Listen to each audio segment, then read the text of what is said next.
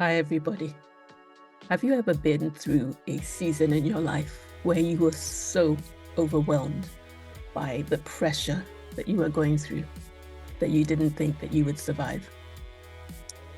I have shared here before of a time in my life when I was really overwhelmed by a financial situation that we were going through as a family. It felt like I was just crushed by the pressure of it. It seemed to consume my waking, even sleeping moments. I had dreams of just, the pressure getting to me. The phone calls during the day, the emails, court proceedings, summons to court. My thoughts were constantly going through the worst case scenarios of the situation. And it came to a head when we were advised to sell our house, our home, or be foreclosed on. And that is just not what we wanted. If you don't know me, my name is TT Jones, and I'm here in Oxford in the UK. And I'm essentially your mindset coach. I am here helping you take Goliath captive, helping you slay those so-called giants, those thought patterns, the mindsets, and the thinking patterns that have told you that you are unable to take the land that God said he had given to you. And today I am going to share one of the tools that I use when I'm coaching. And it's essentially to ask you, what do you really want? I did a video a while ago on desire being our promised land. These are the things that God has put in us that really are showing us what the direction that he is inviting us to go in.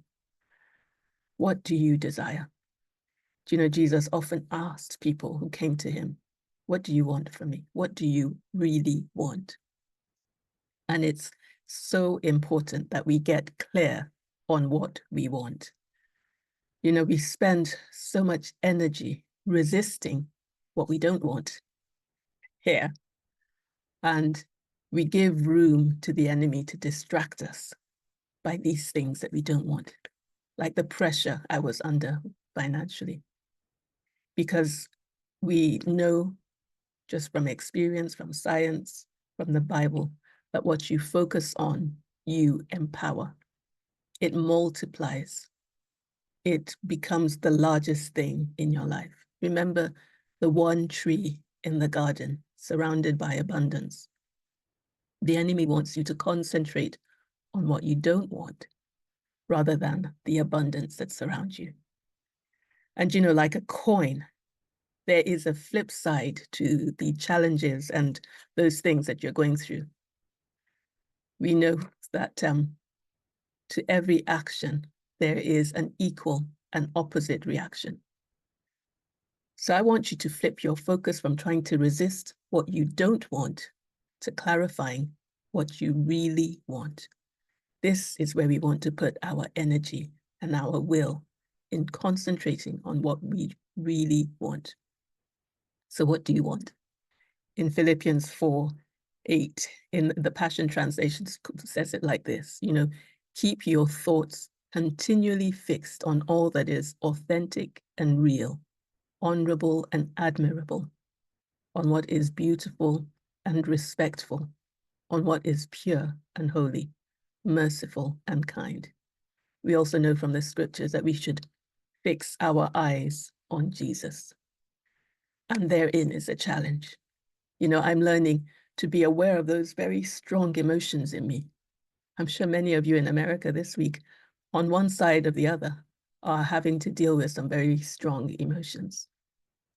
But be aware of what you don't want. Think about how terrible it will be. That's what we spend our energy doing. We have the feelings and the emotions in our hearts and the stress, we're taking it into our bodies. And you're in that fight, flight, freeze mode of stress for prolonged periods of time. And it's so bad for you. It's bad for your body, it's bad for your health, and it's bad for your future. So it's time to stop. Turn off the news. Shut off those WhatsApp notifications. Take yourself somewhere quiet and examine those feelings that you have.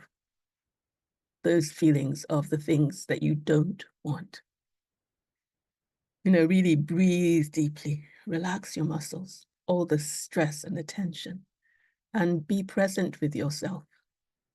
When we're tense and stressed and distracted, we stop breathing deeply. Our breathing is just shallow, just up to there, and we deprive our bodies of enough oxygen.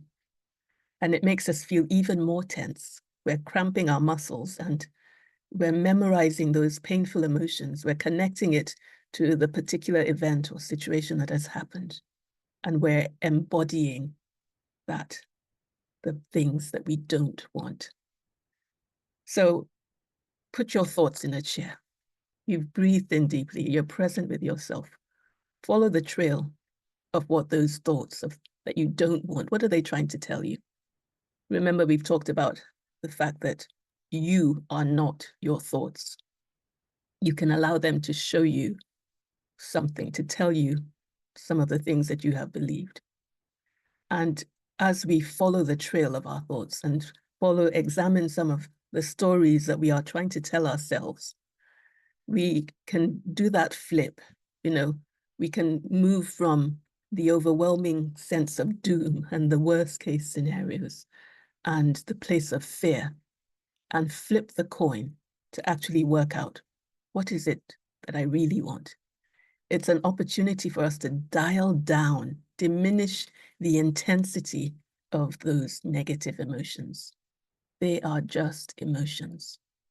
But it's really important for us to be aware of what it is that we really want, the flip side of that coin. Clarify and describe in as much detail and emotion as possible. What would it feel like to get what you really wanted?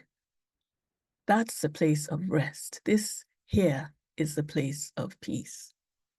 This is the place where you are trusting God to guide you and to provide for you. Examples could be that you are feeling frustrated, you're not losing weight, it's just not working, you're eating when you don't feel like, when you shouldn't, it's 2:00 in the morning. But what you really want is to be healthy, to be fit, to be able to walk long distances without stopping every 5 minutes. It could be that you're feeling anxious about what the doctor just said. Maybe it's another month, you've seen another period, and what you really want is to live a long, healthy life. You want to have children. You want to see your children marry and to hold their children. Imagine what you really want.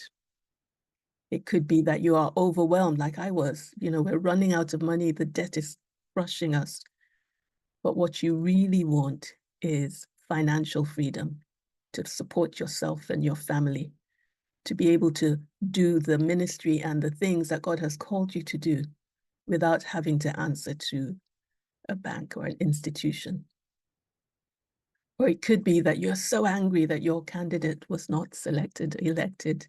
You're fearful of the future. You've imagined just devastation. But what you really want is for your family to be safe, to be healthy. You want unity. You want to be in a peaceful environment to bring up your children. So put your thoughts and your emotions into what you really want. Feel it in your body, just as a way as you felt the stress and the overwhelm in your body. Feel the feelings of what it would be if you really got what you wanted. How does it feel to see the best outcome? It's easier to pray for what you want than trying to fix what you don't want. This here, that negative energy of trying to fix what you don't want, it emanates from fear. The way that elite athletes are coached to succeed is they develop this mindset for success. They really get clear on what they really want. They imagine themselves on that podium, with the medals being put on themselves. They see themselves doing the touchdown, the balls, they're hitting that home run. They hear the crowd cheering. They really use their imagination and they picture that good outcome. They see people congratulating them. They feel the feelings of it. They understand very clearly the difference between focusing on what they don't want and focusing on what they really want. Because when they focus on what they really want, the negative energy of that place of what you don't want isn't able to distract you from your practice and from the actions that will get you to what you really want. You know, this is why I do vision boards, because it helps you to articulate what you really want, to keep it in front of you, to keep it in view. And if the Bible says that as a man thinks in his heart, so is he, it confirms that our thoughts, our energy creating our reality. And if we want a different outcome, we need to change our thoughts and be very clear on what we actually want. Because, like we said, what we focus on, we empower. So what do you really want? Yesterday in church, I was listening to a sermon about the story of the prodigal son. You know, he thought he knew what he wanted. So he gathered his inheritance, he took it, he put all his resources into living the supposed high life. And then he hit rock bottom, eating with pigs. But notice in that story, he could have stayed there in that place where he didn't want. He could have been scared to go home. He could have just spent the rest of his life complaining about this pig smell and how terrible his life was. But in Luke 15, that's where the story, it says that he came to his senses. He repented. He changed the way he was thinking, and he took action towards his goal, towards what he really wanted. He allowed the vision and the desire of what he really wanted to motivate him out of the resistance, the pull of what he didn't want. He was clear on his reasons for wanting change. He wanted to go home to be with his father. He made a quality decision to arise and go to his father. And we know the rest of the story. You know, his father saw him a long way off and ran to him, covered him, kissed him, put the best robe on him and restored him, more than he could have ever imagined. And when that son came to his senses, he could focus on what he really wanted. He took action towards his goal without knowing the full outcome. You know, according to Jewish law, apparently he could have been stoned to death when he returned for having rebelled and leaving the family and shaming the family. It really required humility and courage to arise and to go home, to head home. He didn't know how he would be received, but he knew what he really wanted. So what do you really want? You know, you can't use your energy to influence other people's wills. That's witchcraft, and it's definitely not what I'm talking about here. But we can work out what we really want as it relates to us, our loved ones, and the territory over which we have authority. We can hold that vision and pray towards what we really want. We can thank God for it. We can feel the joy and the emotion of it. We talked about biblical meditation last week. So we need to imagine it, really see it, see ourselves in that place. And we've also talked about gratitude here. Gratitude is powerful. We thank God for that place. We take action towards it, even if we don't know the outcome, even if we don't know how we will be received. But we need to know who we are in that place so that we can become that version of ourselves. What would that version of yourself say and do? And this is why it's so important that we know our identity in Christ. That's really key. We start saying and doing those things that he would do. We're aligning our thoughts and our emotions and our actions to that identity. So we want to be aware of what we don't want, just so that we can get very clear. We can flip the coin and work out what it is that we really want. And then we take action towards that end. Remember my story at the beginning of our financial situation. When we finally decided that we wanted to keep our house, we started actually fighting for that, fighting from that vision. And the solutions started to appear. We were able to stabilize our financial affairs. And my goals for financial freedom are in front. I'm developing that mindset for taking action towards that end, with God helping and guiding us. I'm educating myself on how to make, maintain, and multiply the resources that I have been given. And I'm filling in the gaps where I lack knowledge. I am taking action towards what I want. I'm not spending my energy trying to fix what I don't want. And so now when I'm feeling overwhelmed about anything at all, when I feel that knot in my stomach, do you know the one, that sinking feeling, you get an email, or you just feel out of sorts, just that general anxiety, discombobulated. Take time, breathe in, relax your muscles, face your thoughts, become aware of them. What are they trying to tell you? What is it that you don't want? But more importantly, what is it that you want? Work out what it is that you really want in that situation, in that relationship, in that future. Articulate it, describe it, feel it, imagine it, and find out what the word says about it. What does the Bible say about that thing that you really want? Start thanking God for his word concerning it. Make a quality decision to arise and to enter his peace, to go and be with the Father. Exempt yourself from the worst case scenario. That is not your portion as a child of God. And decide that when others are saying there is a casting down, that you will say that there is a lifting up. You will call yourself what God has called you. You will fight from a place of rest, not resistance.